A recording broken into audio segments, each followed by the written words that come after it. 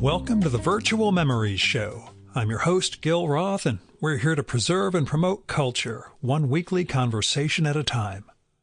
You can subscribe to the Virtual Memories Show through iTunes, Spotify, YouTube, Google Play, and a whole bunch of other venues. Just visit our sites, chimeraobscura.com/VM or vmspod.com to find more information, along with our RSS feed. And follow the show on Twitter and Instagram at VMSPod. Well, I'm about to head out to yet another conference, this one in Philadelphia, so just a drive. That means it's time to get another show on the road. I'm doing okay. I somehow managed to convince my body to finish a 11-mile run with my running pals on Saturday, even though I've barely gotten back to running, and I haven't done that distance since late 2021. My calves are not happy. I'll be honest about things, but that's their problem. I'm just going to stay away from stairs for a few more days. It did feel really good finishing it. I knew I could, but I knew having the guys with me, you just keep going. By yourself, it turns into, screw it, I'll walk from here on or something. And that was around mile 9 when I really felt dead, but I managed to keep rolling. Anyway, I talked a little about a climacteric last week, that changing or turning point or sense of one of those. And I am still exploring what that means, what the shape of it is. But I read a poem yesterday morning. I do a reading every morning after coffee before writing my journal and my postcard. This is from past guest, the late Burton Pike's translation of Rilke. Where the Paths Do Not Go is the title of the collection. This one's from the Sonnets to Orpheus. Will transformation. Oh, be inspired by the flame within which a thing that glows with transformations withdraws from you, that designing spirit that masters what is earthly, loves in the figure's changes, nothing like the turning point. What looks itself in stasis already is the frozen. Does it think itself safe, protected by the nondescript gray? Wait, a hardist warns from the distance the hard. Woe! Absent hammer is raised. Who pours himself forth as a spring, him recognition recognizes, and it leads him charmed through the cheerfully created that with beginning often closes and with ending begins. Every happy space is a child or grandchild of parting, which they go through astonished, and Daphne, transformed, since she feels herself laureling, wants you to change into wind. So sometimes the poem just happens to hit where I am, which is kind of awesome. Anyway, let's get to this week's show. And my guest is one of the favorite people I've met through the podcast, Keiler Roberts. Keiler has a new book out now from Drawn and Quarterly, Preparing to Bite. This one's about 160 pages or so of Keiler's comics about domestic life, about her husband, about her kid, about what she goes through. And they're mainly one-page vignettes. Many of them are just a single panel. Some are multiple panels on a page, but most of them are humorous. And as the pages go by, they coalesce into a life. And I don't mean there's some grand culmination to it all, but the more you read, the more you feel her and the life she's in. And like she says in our talk, Keiler is not trying to write memoir. These are, in the tradition of autobio comics, but these instants that she brings us transcend her specific set of circumstances into these universal aspects of being alive today.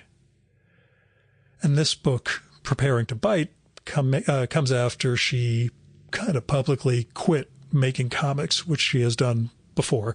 I'm not the sort of person who makes pronouncements, largely for fear of going back on them and looking silly.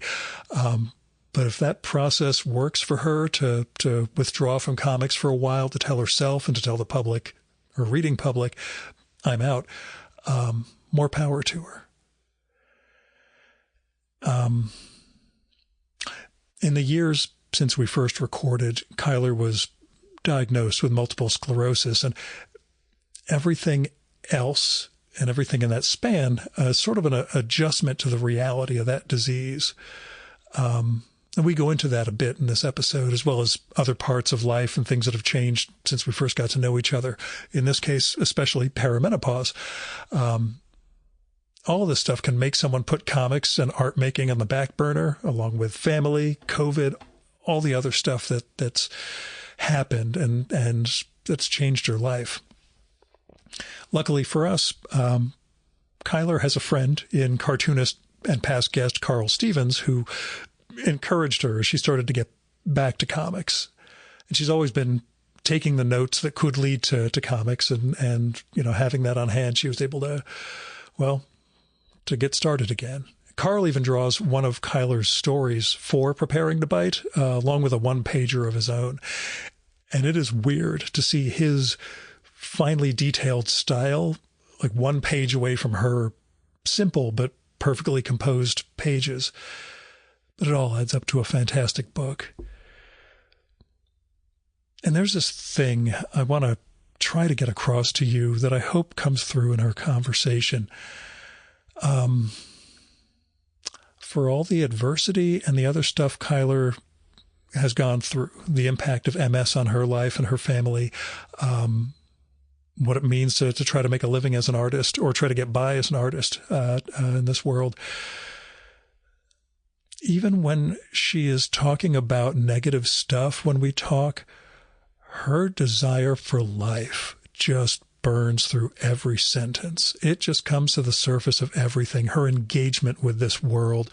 I don't know how to characterize it otherwise, but it's very significant to me. And it's not this poor person with an ailment is somehow fighting back. It's something that predated that, but her approach has not changed, and her livingness, her in the worldness, that's everywhere in every exchange that we have in this conversation and in her work too. I don't want to say life affirming, but in a weird sense, yeah. That's who she is and what her work is. Anyway, I enjoyed the heck out of revisiting Keiler, her life and her family through Preparing to Bite, and knowing what she's going through, what she has gone through. I treasure every page we get to see.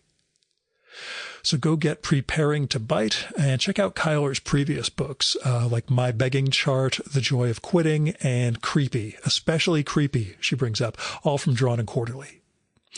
As caveats go, there was an audio dropout. My dog barks at one point, but I think everything else is good otherwise. Also, I was a little tentative talking about my wife's experience with menopause when Keiler brings in hers. I checked with Amy afterwards, and she's just fine with it. She says, I talk about it all the time, Gil. It's okay that you do. Women should talk more about this stuff, and that'll make everything more comfortable for everybody to really talk through what it's like going through this. But I figured in the moment it wasn't exactly my place, and I'm part of the problem, I guess. But speaking of turning points and climacterics and everything, that is a biggie. So here's Keiler's bio from the book. Keiler Roberts makes autobiographical comics. She is the recipient of the Cartoonist Studio Prize and the Ignatz Award. She has taught comics at the School of the Art Institute in Chicago. She lives with her family and too many pets in Evanston, Illinois. And now, the 2025 Virtual Memories conversation with Keiler Roberts.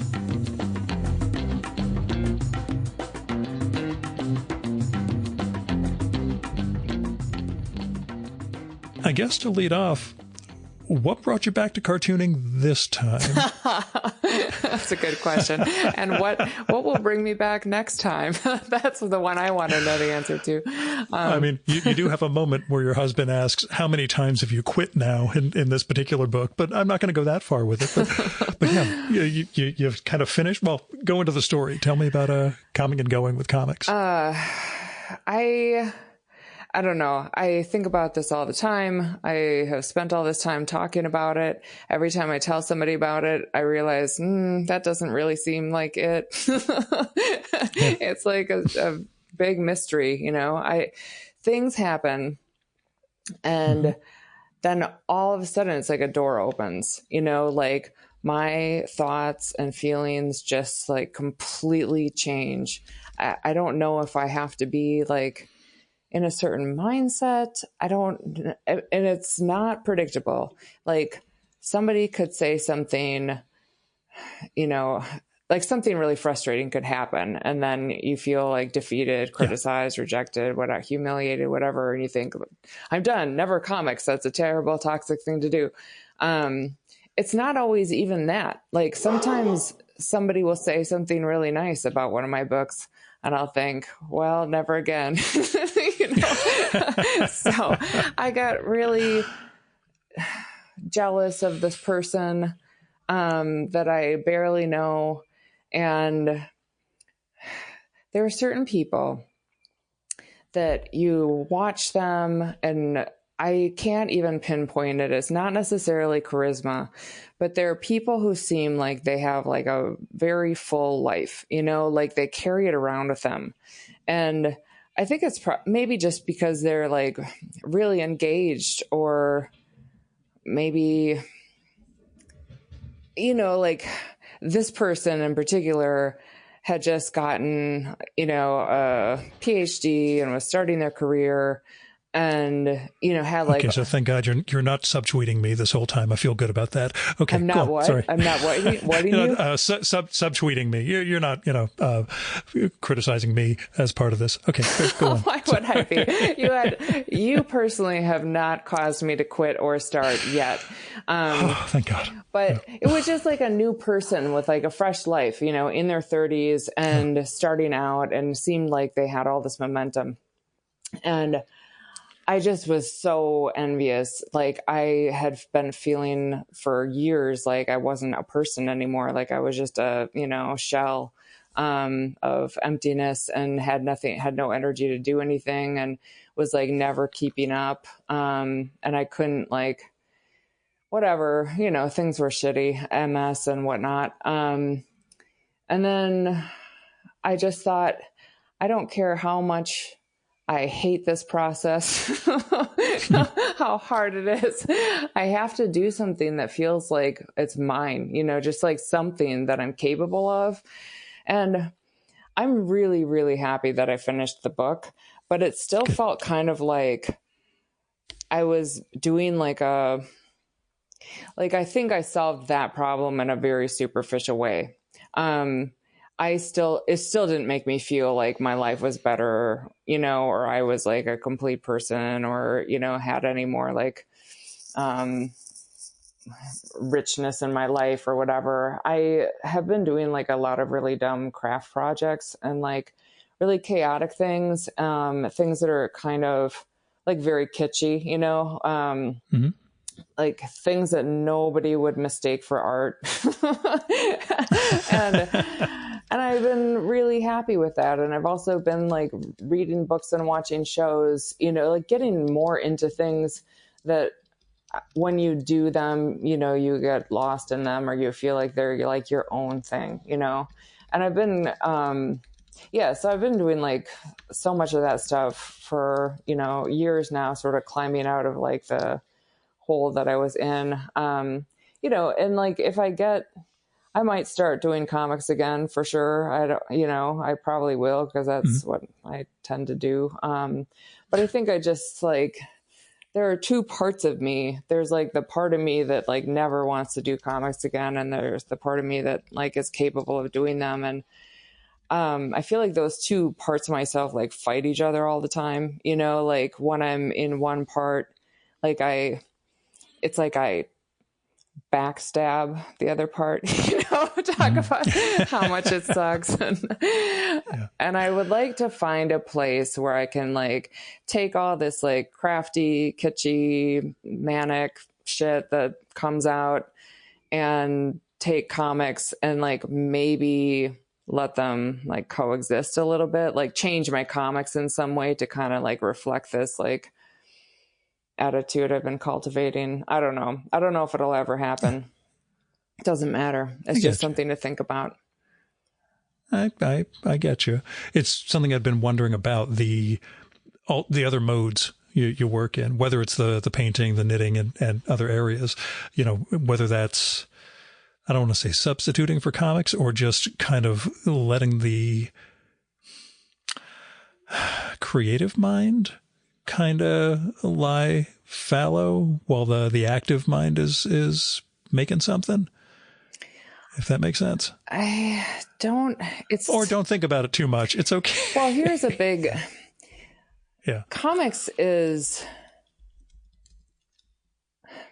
okay. My comics are trying to be like a thing on the page that, yes, it's me, it's my life, it's things I witnessed, but my comics have never been like about me in the way that like memoirs or diary comics are like about the person, I've always like avoided that kind of stuff. It's just like, these are like snapshots, of like things I want to remember. And it's like a way of looking at life that like really isn't about identity, it's like, but for some reason, it's still really hard not to feel like I'm on a stage, I'm putting myself out there, like there is an element of performance to it, or I was gonna say it's a performative self-consciousness, Yeah. And I just like don't want to think about myself at all. Like with craft projects, even though like I'm making a sweater that will go on my body and I'll wear it, it has nothing to do with me, I mean, it's like color combinations I like, but it's, my life feels like so personal to me in a way that it didn't when I was younger. I was like way more willing to, I don't know, expose certain things. I see. What you describe now is something I noticed particularly with this book, that sense of, again, not memoir, but oblique aspects of the personality. Like the life is there, but it doesn't have to be so super specific, but you get it universal vibes in people's lives. They just, the things they would never cop to, that come out in the conversations and such that you render on the page, that don't have to be, this is Keiler's unique experience, but this is Keiler's experience that expands out into the world. That makes sense in terms of... I hope that like when people read the book, they feel like they're the characters, like... Yes, that's what I mean. Yeah. There are the specific aspects of your life, but the universals of the every damn thing that goes on within it. Yeah, I get you. I was going to say before we started, my dog may rampage up and down the stairs and start barking out the window, but of all guests, I feel like it would be an appropriate background for our conversation. My dog will bark right back. That's what I figured. He's wandering around. We're going to be fine. I was like, okay, the most quiet place is going to be in a room with the dog where he's the least likely to bark. So he can't see out the front window, with the main amount of activity. That's Birdie's monitoring point. Like my parakeet is extremely loud, and he starts chirping like every time I'm talking on the phone. So I'm away from him. We're doing okay now. So, but I'll say, The Joy of Quitting, which we did not get to record around a couple of years ago, it encompassed years and years of work and of living. And this one, Preparing to Bite, has a sense of, I'll say, compression to it. Yeah. I mean, that was like, the anthology sort of, or whatever. It was the... But not just in terms of the volume, but just the type of cartooning feels different. There's more single panel here, that there's you're getting a lot across with less in certain ways. I don't know if that's... something you're conscious of or the direction you're going? I really didn't tell any stories in this book. It's just moments the whole way through. Even like the 4-panel ones is like the closest I get. And it's like a story that takes place in 5 minutes or something. I used to like be much more expansive in the different modes I would try. You know, I used to use like a narration sometimes. There's none of that in this book. It's just dialogue. I think I have like a couple thought balloons, but yeah. And the occasional little thing pointing to the phone saying who you're talking to. Yeah, but I labeled my characters a little more. Yeah. But they still look different enough. Like you mentioned on Instagram, sometimes you need to get rid of the bangs on a character so that way they can be identified more easily. Yeah, I mean that or put on a striped shirt or something. Yeah, you've got to. Yeah. Although clothing can be changed, I mean, characters don't always wear the exact same thing, so you've got to change one thing about the face. It's not a Charlie Brown world. No. But how's your drawing changed? Do you feel how's your drawing changed? I'm just leaving it at that. Well, according to Finn, my talent has really decreased. It's so much harder to draw than it used to be. Yeah. And like every aspect of it, I can't visualize things in my head. I feel like I feel nauseous and out of breath when I think about drawing. It's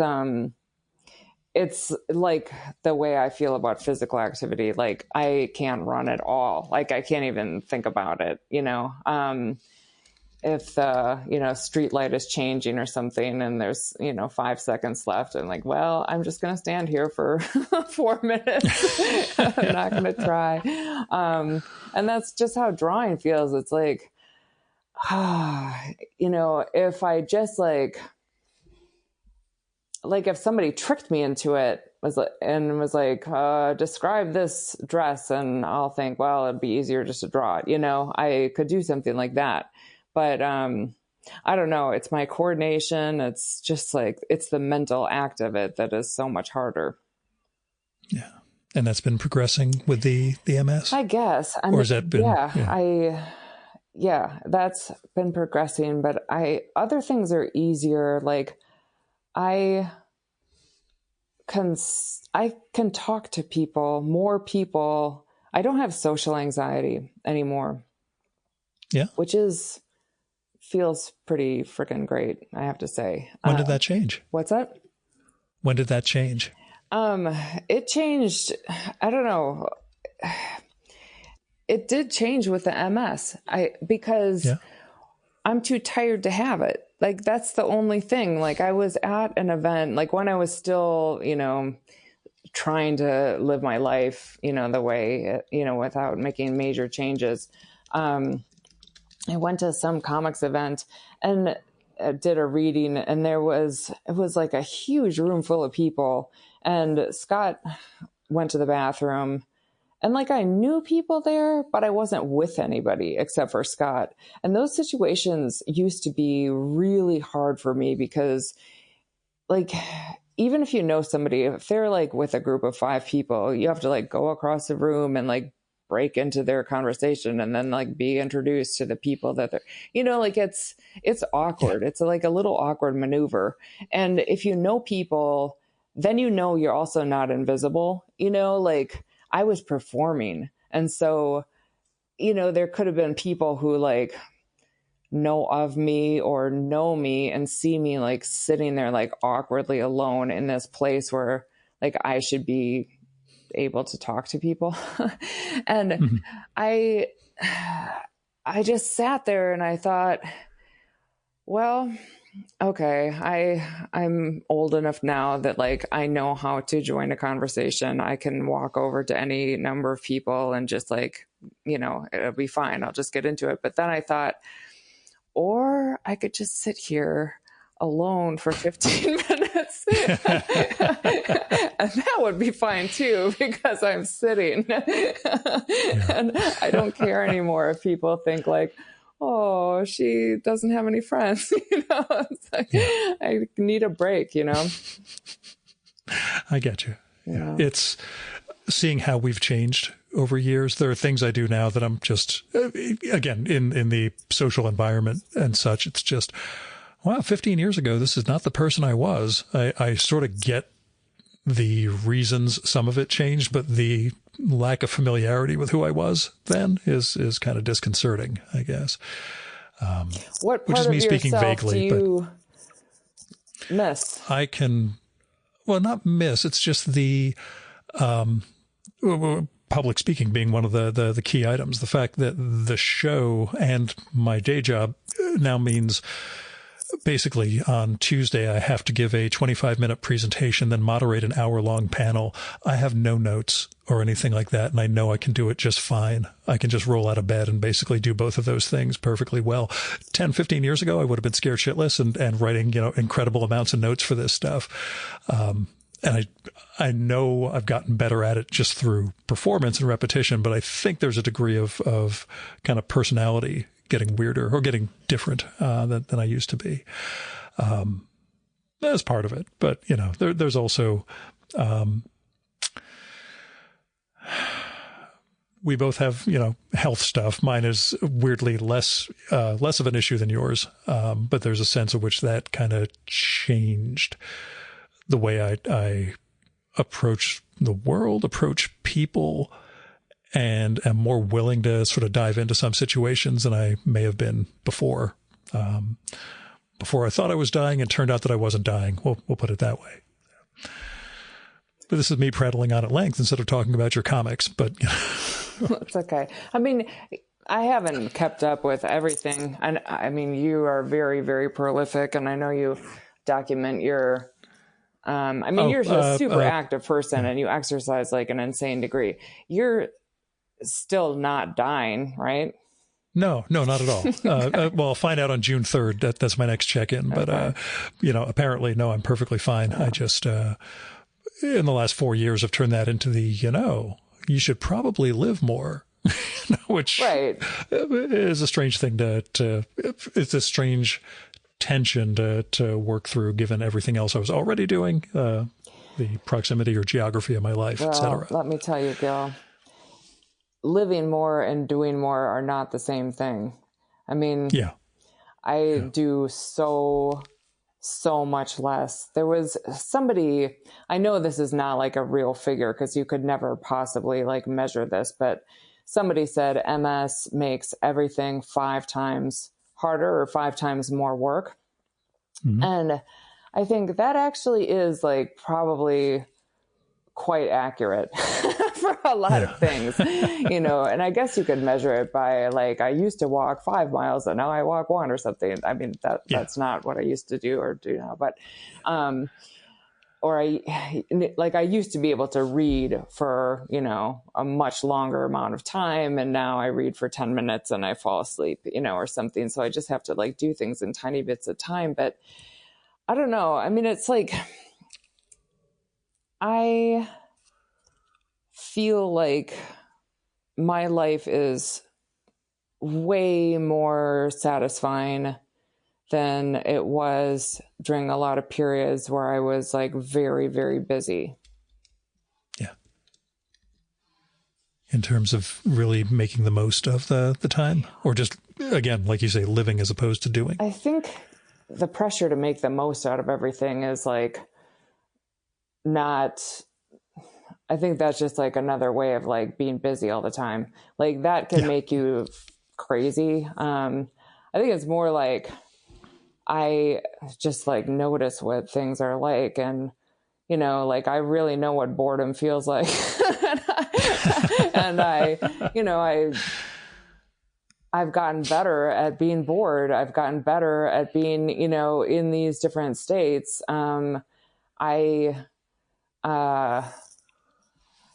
don't know, like, is that part of the anxiety about drawing? The tension of I need to get this drawing done versus this is where my body and mind are at? Or am I conflating too much of that stuff? I'm not sure exactly what you mean. The sense of I need to get this drawing done while I have the coordination, time, energy, focus before that passes. Yeah, the pressure, like I got to pack this in before my next migraine or whatever. Yeah. That's what I mean. Yeah.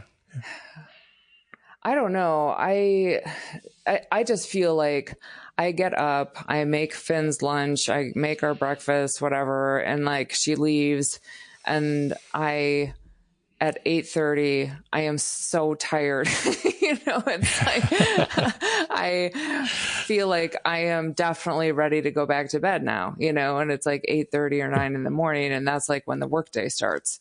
And I can't even think about showering at that time because I'm just like so spent. But then, you get a second win or whatever.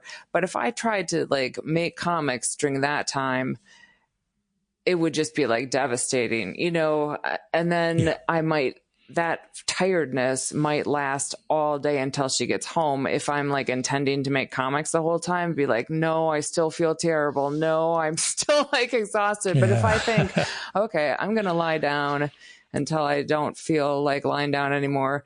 And then I'm going to do laundry, which I enjoy and is super easy and satisfying, and takes like very little time and energy.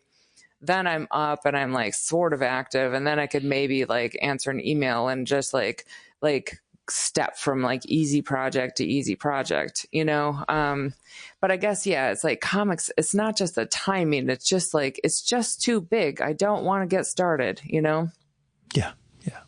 Yeah, and that's sort of what I was getting at, whether it just creates a psychological pressure on top of the physical and the mental engagement with the world sort of thing. So, but it's also the thing you do. So, well, a thing you do, not the thing you do. It doesn't define you. I mean, it's just like, I'll go, 18 months without making comics. It's I don't know. I do it sometimes. I don't do it all the time. Do you still find yourself taking notes for things? Yeah, I do.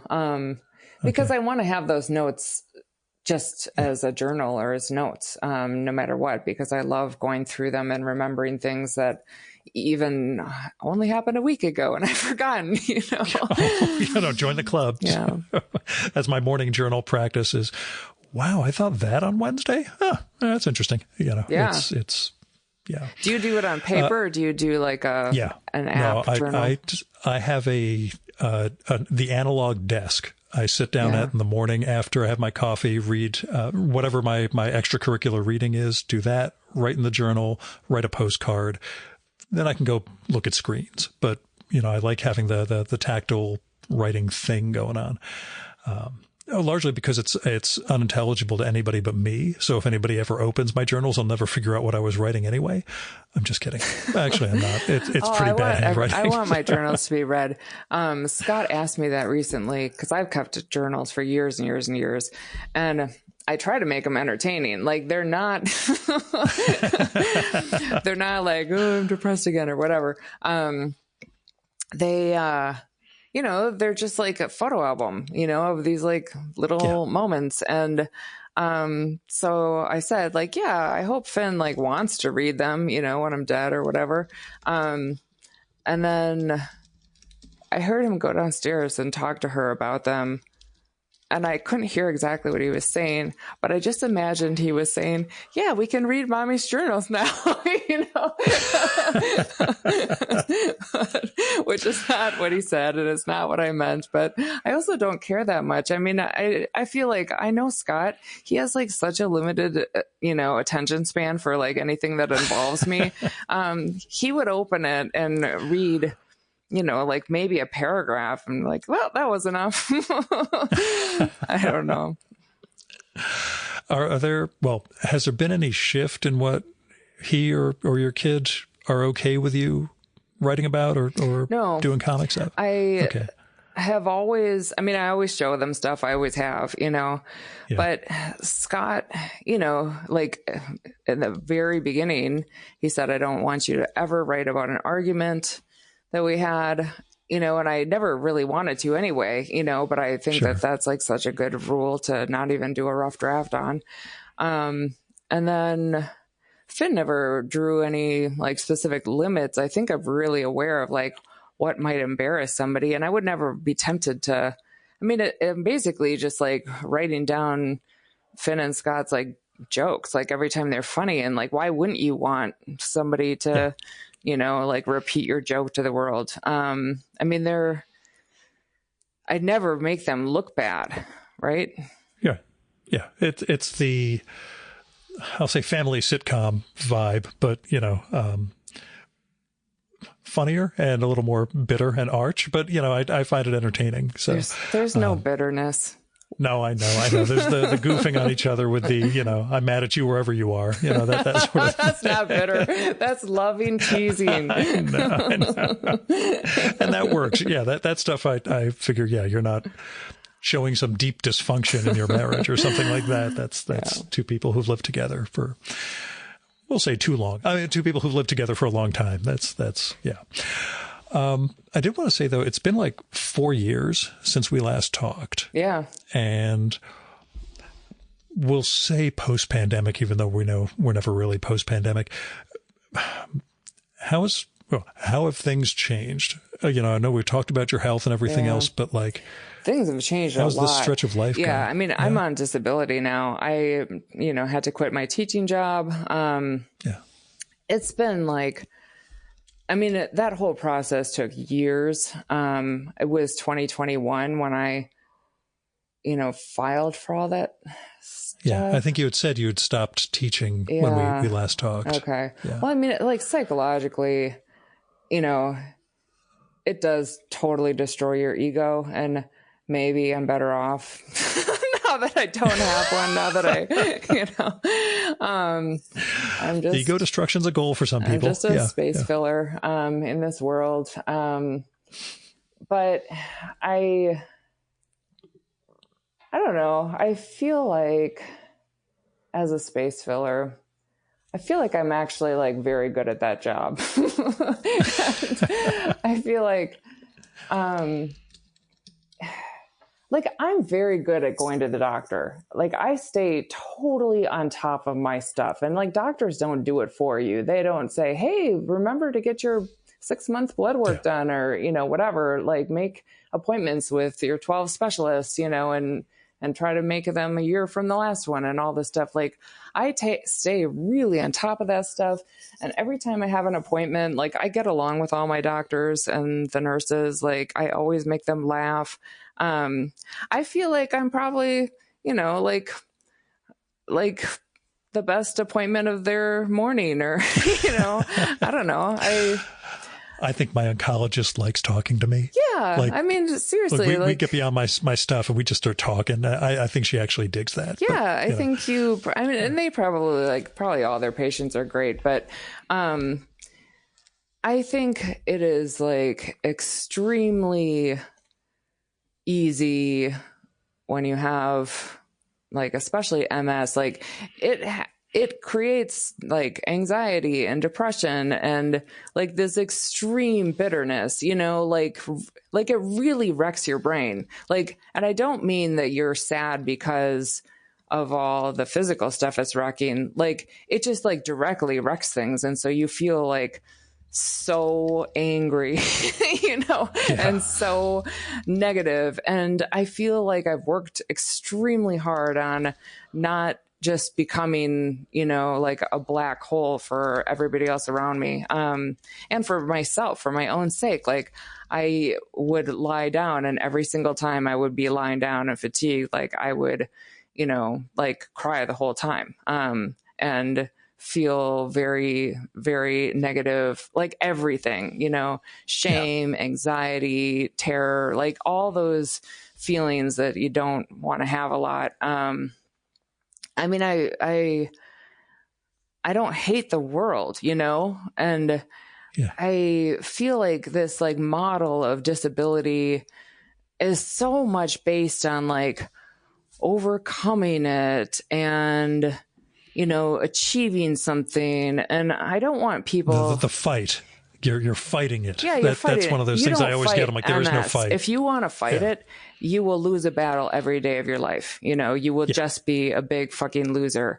And I wouldn't want anybody to say like, oh, she published another book, she achieved something, hooray, that's inspiring, or some bullshit like that. Like, if you want to be inspired by somebody who has an illness, it's the person who's like not yelling at their caretaker. That's the inspiring person, you know? So I don't know. I'm happy that I finished my book. I'm not proud, you know, like I'm lucky that I got to do that. But it's not an MS. Oh, sorry. It wasn't like willpower, you know, like it's not because I, you know, grit my teeth and, you know, push through or something like that. I was going to say, it's not an MS milestone. No. It's Keiler finishing a book. And that's, yeah. Do you feel good when you finish a page that you know works? Sometimes I just feel agitated, even though I know it's good, you know, or, you know, to my standards, like I like it.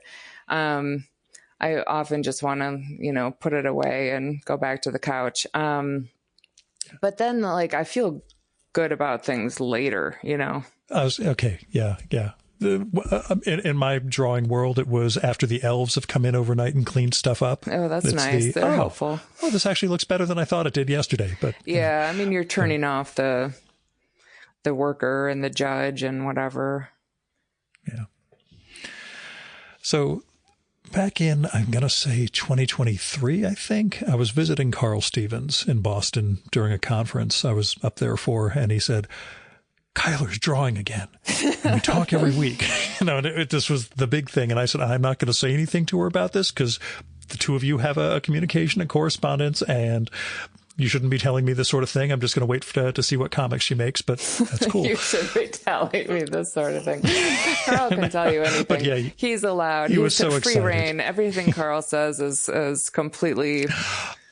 I just figured, you know, I'd respect the privacy from your side of things, even if he's a big blabbermouth. But tell me about, he mentioned, and you mentioned in the book, talking with him every week. You collaborate on a page. He actually draws one of your ideas or anecdotes in the book, and has a page of his own in there.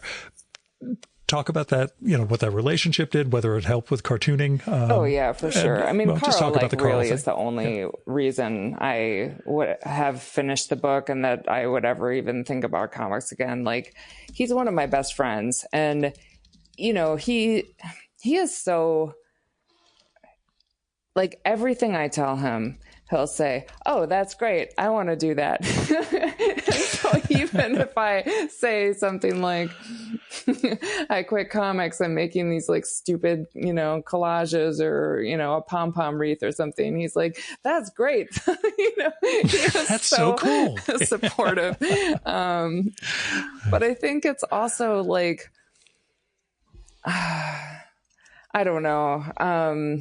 But he also like always wants me to make comics. I mean, he has said, what is it going to take, you know, for me to get you to make another comic? And, you know, he offered, you know, I mean, he did draw one of my comics. Like, he's like, I want you to write a bunch of stuff. Send me more material. And so we made that one. And I love it so much. I think he is so funny. Like, to see that style with my writing, it's like my favorite thing ever. And I also like, I mean, the book that I did with my brother, Lee, Creepy, I love that book. I'm like prouder of that than any of my own stuff. And that book just like slipped totally under the radar.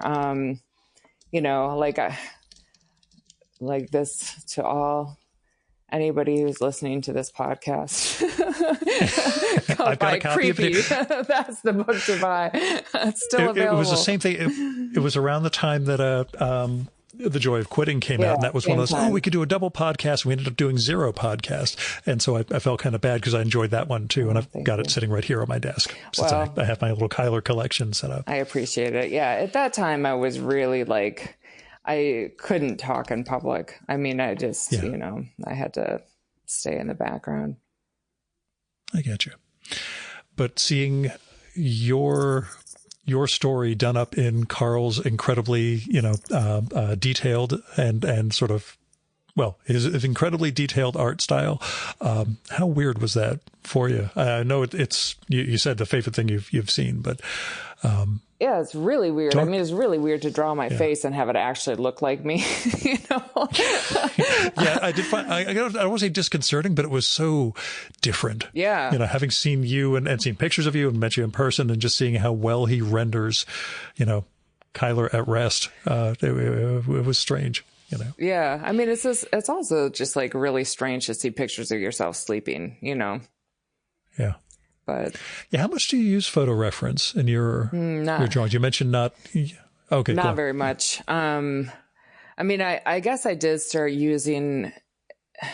I definitely did use it for a couple of the pictures of Finn. There's one where I'm cutting her hair, and I did have her like sit on a chair, and I think I had her take pictures of me with my hands sort of in that position or something, because that's a really complicated thing. Like drawing hands doing certain things. Like I used to just like act out the motion, and then I could just feel what it would look like. Like I wouldn't necessarily look in a mirror. I would just like, oh, that's what it's like to hold scissors. I could draw that now.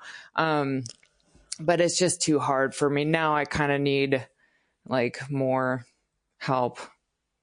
Yeah. But Carl helps with that too. Like we talk on the phone, but we send each other, images like as we're working, and, I'll say, help, what's wrong? What do I fix? And he'll say like, oh, the couch is too long, or, whatever. Yeah. But he's also way too nice. He's like, your sense of proportion is great, So it's like, no, help me fix this. Yeah. Like occasionally he needs help, and I'll just draw like the worst possible version and send it as a joke, like here, do this. But funny. Yeah. Do you talk with other cartoonists much? Or is he pretty much the I don't primary talk and draw regular? with anybody else. I talk to Summer every single time we talk. It's like a wonderful catching up, but there always is like months, in between that pass. And Glynis Fox, I talk to like once in a great while. Pomona is one of my friends she does paintings, clowning, which, performing, and comics, like off and on. I've known her forever. We talk a lot. But we don't talk about comics that much. I'm trying to think. I feel like I'm leaving somebody out. I mean, John Porcelino, we're friends. We talk, but... Yeah, I'm looking at the acknowledgments in the back of the book to see if there are other cartoonists there. Most of they're not cartoonists. Yeah. Or so I was hoping. Otherwise, there are a bunch of cartoonists I haven't heard of, so I feel kind of bad. But no, it's mainly Carl. But yeah, that sense of it, helping in those, not necessarily helping, quote unquote, inspire, but just, kind of getting you more at ease about comics. Yeah, I mean, John and I have had some like extremely open, helpful conversations. I mean, he's done it longer than so has Carl. People who really have done it for decades have like, I don't know, a depth of experience. They're able to talk about, because they've seen all the highs and the lows and the lulls and whatever. My friend Sharon Pfeiffer is a writer, a prose writer. She, has put out many, many books and talks about publication day or publication time is like the calm before the calm, which is so depressing. And it's like, couldn't be more true, it's a horrible day. You're just like a meerkat, looking for something, and then nothing happens all day. And you've just been like sitting there with your like shoulders tense, looking around, and it's just, nothing's happening. I'm glad we didn't record this in advance of your pub date. Yes, I got through that horrible day. You said, oh, great, Gil put up a podcast. But yeah, that sense of community, I guess. Do you feel that? No. No. I have a community. I mean, I have really good friends and family that I'm super close to and I love. And that really comes out in the work. That's why I was wondering whether it's more that than the artist community for you. Yeah, I feel like completely outside of whatever the comics community is. And it's like, and I love a bunch of cartoonists. I mean, there was a zine fest in Chicago that I just went to, to look around. And I gave people hugs and it was hot and sweaty and fun and fast. Cake I went to, but I was having like a really bad physical day. So it was like total hell. It was one of the worst experiences. And it's just like, it's not a good place for somebody who has like fatigue and like extreme sensitivity to sensory stuff. It was like the most overwhelm, from every angle. And then it is like a high pressure social thing because even though I wasn't, involved in any way, there was like no place to sit down anywhere. There was like these really horrible, scary, steep, narrow, like stairways. And there was like no drinking fountain. And then the panel discussions were like in this echoey place that like you couldn't hear the speakers. And there was no lighting for the tables, like on the whole first floor. So people were encouraged to bring lamps for their tables. I mean, it was like insanely bad. It's an art center, but it's for like gallery art, like art on walls and stuff. Gotcha. It's not like good for comics, sorry to the Cake organizers. They've changed their venue. It's going to be different this year. And in the past, it was like wonderful center in Halstead and all this stuff. And I know that, they all work really hard and do their best and they have, budget constraints and all kinds of things. But, people try really hard. Comics is full of like young energy and all this stuff, but it's also like, it is a place where you can easily have like a ton of bad experiences, like in every conceivable way, which I guess is what a community is, right? It can't all be rah-rah. No, it's not. I mean, like, especially because comics actually does have more diversity than it used to. And the more diversity you have, sometimes the more conflicts you have, like there are people who are putting out their, 20th book with Fantagraphics or something. And then in the next table, there's, somebody who like just got out of school and has made their first 3 zines, and that's a type of diversity of experience and age and, status in the comics world or whatever. And I don't know if those two people, I don't know if that's a good kind of thing, I think, I mean, I don't know, maybe it is because when I was starting out, it was like really exciting to see like the next step, people on the next level, like on panel discussions and all this stuff. And that's pretty cool. But now that I am like slightly higher in the food chain, I feel like if you have put out 8 books or something and somebody arranges a panel discussion and you're with 5 panelists like of your level and there are 4 people in the audience, this happened to me at TCAF, like it was completely demeaning. And I know like it's just an organization flaw or whatever, but that kind of stuff just like happens constantly in comics, or people who work like so hard, get a contract. And it's just because of the nature of comics, like you make so little money, so little, it's not a job, it's a hobby. And if you can just like do it as a hobby and think, oh, I love this hobby, it's cool, I get to meet cool people and I get to draw and I love to draw and whatever, and I get a little attention, like then that's how it used to be for me. And I loved it. It was so positive.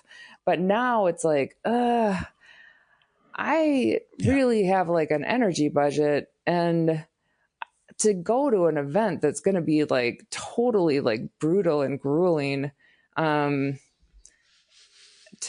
like, like what am I getting out of this? Exactly. Yeah. I just want to like sit home and have people like send me free stuff. I get you. That's yeah, I think your health, but also we'll say middle age.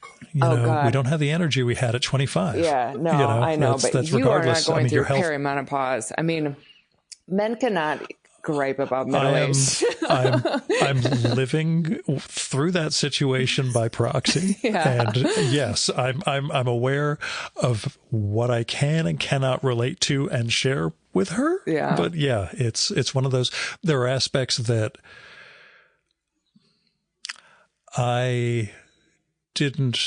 she didn't recognize that, I read as like personal relationshipy stuff before it became, oh, wait a second. Oh, this is perimenopause. Okay. That changes a lot of the understanding of things. Yeah. You lose your mind, and it's very hard to like lose your mind and like have rage all the time and have a good marriage. My mom kept a toothbrush in the glove compartment of the car just in case she needed to leave overnight. She never did, but like, it's like that weighed on me, Yeah. When did you know about that? I was in high school. My brother and we were just both aware of it. It's just like, oh, Jesus, Yeah. There's things we either don't prepare for or just don't know to ask. Yeah. It's yeah. And there are things that people didn't talk about then that we, again, to your credit, and you have the great tampon story in this book. There's things we didn't talk about once upon a time that, have become either more acceptable or just stuff we should just be more open about. Yeah. I guess when I say like, I have like very strict boundaries on privacy now. There's different ways of reading that. Yeah. I don't think that's private, No, that's funny, and it's way and doable. That's you weren't going into somebody's deep medical history or anything like that. No. But yeah, are you making comics nowadays? I'm doing something that's much more fun. I am teaching a comics class online to two of my closest friends and my mom. Yeah. We've been meeting once a week for an hour or a little more. Since January, and they are all making the most incredible stuff. I love it. I love it so much. Like when I open up their assignments, I cry every week. Oh, wow. And my mom is always like, she is so, she's like, don't get your hopes up. This is the worst one I've ever done. And she, claims that she's never done anything good. But oh my God, she's not an artist. To see a side of her that like would not have existed or come out if this class didn't exist is so cool. And my friends, I mean, they're going to like publish this stuff. Like it's so good. Wow. That's got to be fantastic. I'm just trying to imagine what it would be like evoking that. Neither are my parents. Well, I'm very happy for you and sad for myself. I'll put it that way. Well, you got to teach them how to do a podcast. Yeah, that's probably not for the best if you ever heard my mom talk. So anyway, but yeah, it's, what did you do? Lessons from how you used to teach comics play into how you work with them, or do you have a sort of different approach given the personal relationship with them? Well, the way I used to teach is kind of how I'm teaching now. And it's like the morning of, I sit down with a notebook and just have a bunch of thoughts and write them down. And I come up with the assignment and the like in class prompt that we're going to do. And just like anything that I've been reading, like funnels into it, or just like stuff I looked up online. Like my thoughts, I think about different things every week, and I used to like write my lesson plan like on the train on the way to school every morning. Or like moments before class. Like if a student came up to me and wanted to ask a question like 5 minutes before class, I'm like, I'm planning class right now. Go sit down. Yeah, like I used to spend all this time all weekend putting together PowerPoints and lectures and whatever. And like I could have kept reusing that stuff, but I just like never, it was just always more fun to be completely spontaneous and just make things up as I go along. And I never have like a plan. I just know that if you have conversations and critiques and whatever, all the things you want to say about comics will just like come in at moments that are appropriate. Like you weren't planning to talk about composition, but somebody just did something and now you can like teach about mergers, like in this moment because somebody has one there or avoided one there. And so it's like, I don't know, it's like very much more like conversation, like you might have a few things in plan, that you want to talk to somebody about, like things that happened. But I just like really, I love spontaneity so much. Yeah. Do you feel that teaching made you better as a cartoonist? I guess just because being around people makes you a better artist or better writer, or whatever.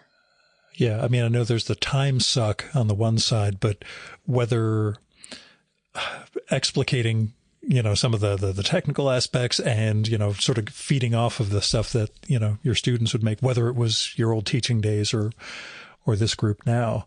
I don't know. I actually like teaching a lot more than I like making comics. That was something like I realized when I stopped teaching that it was like a much, much bigger hole. I grieved the loss of both of them. When I quit comics, like every time I quit, I think like it's definitely forever. And I needed to believe that to like fully grieve that loss. But grieving the loss of teaching, which I also thought was like completely forever, it was huge. That is a huge thing. And I loved, I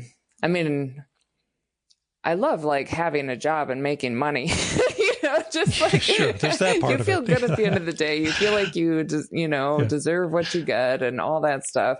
I love the ritual of it, like putting on makeup and going on the train and like that passage of time and seeing the city. I loved being around young people and having a sense that like I knew how generations were changing. I love seeing their work. I love when people like hang up their stuff for critiques and knowing that I got to like see it made.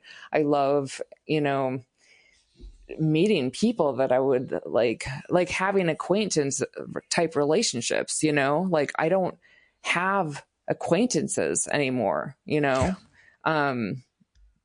So, I mean, the teaching I'm doing now is like extremely fun because like there's no rules. I have these 3 people who like love me and like totally want to be there and like each other, so you don't have like teaching is also like unbearably stressful, the problems that come up, like, especially in the last few years that I did it, were so just overwhelming. Like I had no idea how to handle them. I don't know. I'm just totally meandering now. No, but we have had 4 years between conversations, and this is a significant aspect of your life beyond what's on the page, Yeah. That's just me and my fascinations. My other big question, though. What have you been reading? I do know your big question. I read some books to prepare now.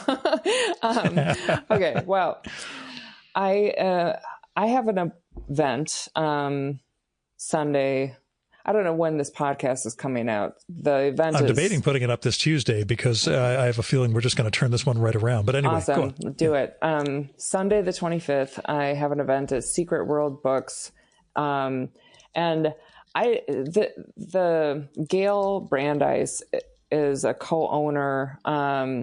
she messaged me through Instagram, and I don't even know if I've ever been to Highland Park. It's like a half an hour north of here. She just was so nice in her message. And then when I looked up like the description of the bookstore, it sounds like such a great bookstore. So I said yes. And this is why I said yes. I hate the idea of having an event, but I said, you've gotten that across. I said to Finn, I said, hey, Finn, this bookstore asked me to do an event. And Finn said, that's nice, Mommy. And when she uses that tone and says something that's like, it's so condescending, but so sweet and supportive at the same time, it's like, oh, now I've got to do it because she said, that's nice, Mommy.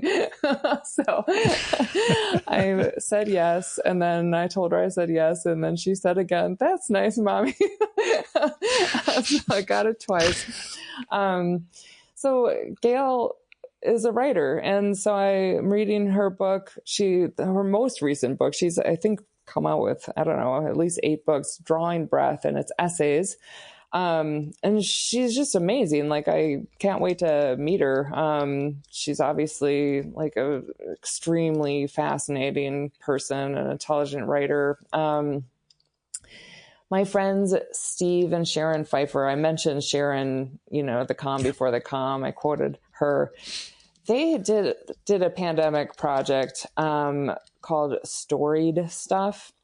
And it was just online, and it was like show and tell for adults. You would photograph and send in a photograph of an object and write a story about it, like a 500-word story. And people have been sending these in, for years now, and they just published a book. They're going to do more than one, called Storied Stuff, and it's, a selection of these stories and pictures. And Sharon has written several of them, and hers are the best of the best. This is like exactly the type of writing that she does absolutely so well.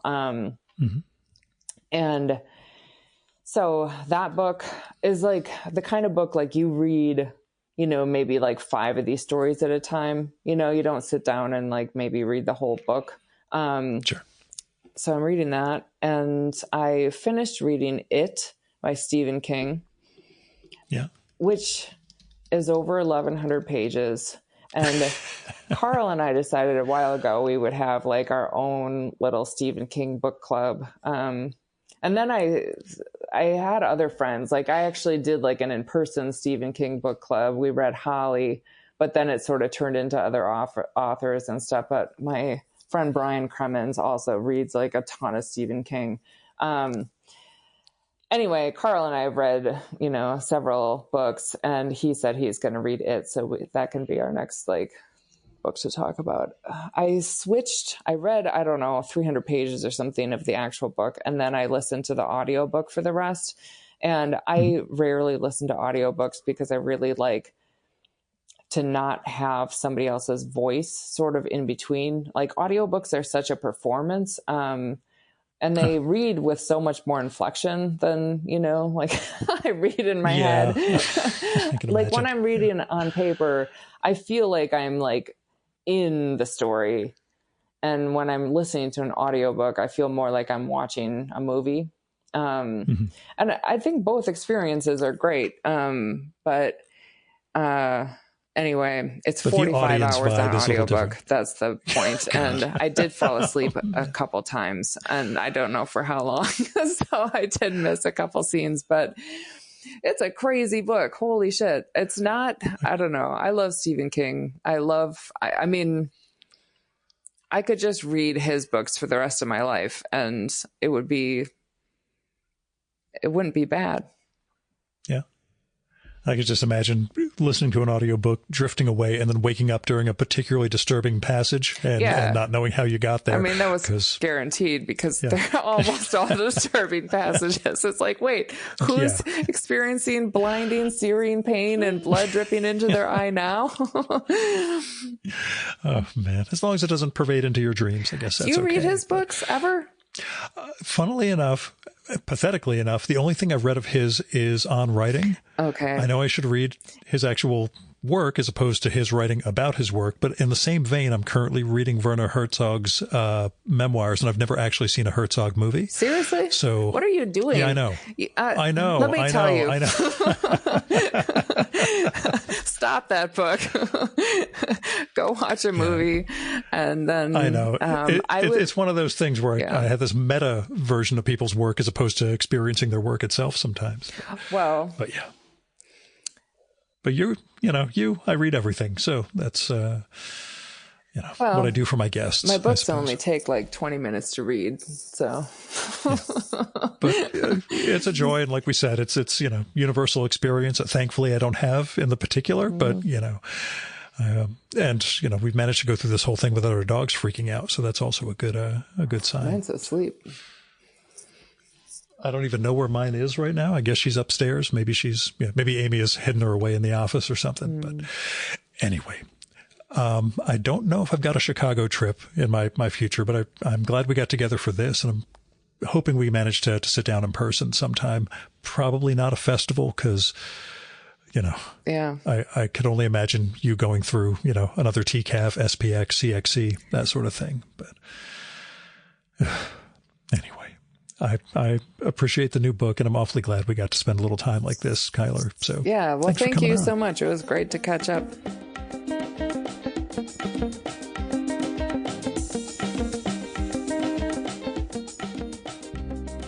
And that was Keiler Roberts. Go get Preparing to Bite, her wonderful new collection, out now from Drawn and Quarterly. And make sure you read her past books like My Begging Chart, The Joy of Quitting, that creepy book we talked about. She drew for Lee Sensenbrenner. Those are all from Drawn and Quarterly. I don't know if I got across the sheer humor of her pages and her stuff, and I should have mentioned that more near the top. These comics are hysterically funny. They're also very human in their way. Anyway, go read all of Keiler's stuff. She is an absolute treasure. Oh, you should check out Keiler's site, KeilerRoberts.com, that has links to her comics and art. It looks like it hasn't been updated for a while. That's KeilerRoberts.com. She's also on Instagram as Keiler Roberts, spelled the same way, all one word, and on Blue Sky as Keiler Jean, Jean. Oh, and she also has a neat site at chlorinegardens.blogspot.com. Chlorine, spelled the way it should be, and gardens, all one word. That is a weird tile-based exploration of the other art she and her kid are working on. I really dig it, so go check it out.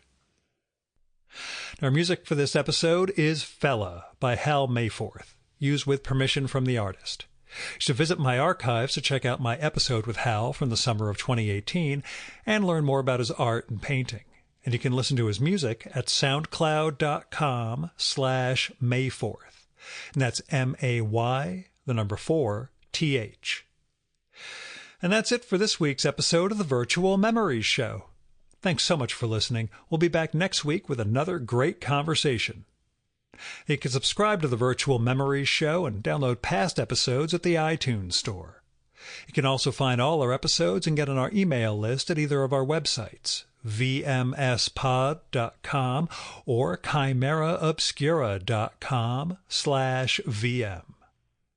You can also follow the Virtual Memories Show on Twitter and Instagram at vmspod, at virtualmemoriespodcast.tumblr.com, and on YouTube, Spotify, and TuneIn.com by searching for Virtual Memories Show.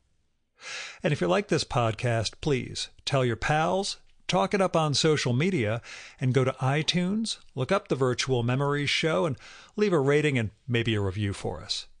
It all goes to helping us build a bigger audience. You've been listening to the Virtual Memories Show. I'm your host, Gil Roth. Keep reading, keep making art, and keep the conversation going.